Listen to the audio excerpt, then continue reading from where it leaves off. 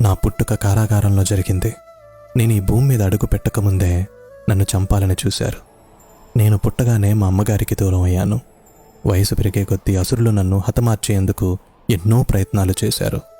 కాస్త పెద్దయ్యాక మా గ్రామం నుండి మకాం మార్చాల్సి వచ్చింది. ప్రజలు నన్ను పిరికివాడిగా పరిగణించారు. నేను ప్రాణంగా ప్రేమించిన అమ్మాయి నాకు దూరం అయింది. ధర్మం కోసం యుద్ధం చేసి ధర్మాన్ని గెలిపించాను. కానీ ఎంతోమంది మరణానికి కారణం నేనని నిందించబడి శపించబడ్డాను. శాపం కారణంగా నా వంశం మొత్తాన్ని కోల్పోయాను. కిందటి జన్మ కర్మ ఫలితంగా కేవలం బొటనవేలుకు బాణం తగిలి నేను మరణించాను. ఇంత జరిగినా నేనెప్పుడు ఫిర్యాదు చేయలేదు. ఎప్పుడూ ఎవరి చెడు కోరుకోలేదు. మరి నువ్వెందుకు నీకొచ్చిన ప్రతి చిన్న కష్టాన్ని భారంగా తీసుకుంటున్నావు? నీకు నీ మీద నమ్మకం లేదా? లేదా నాపైన నమ్మకం లేదా?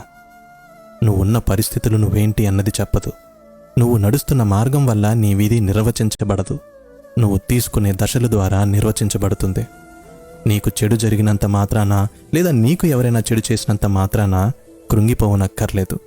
కర్మానుసారం జరగాల్సింది తప్పక జరుగుతుంది.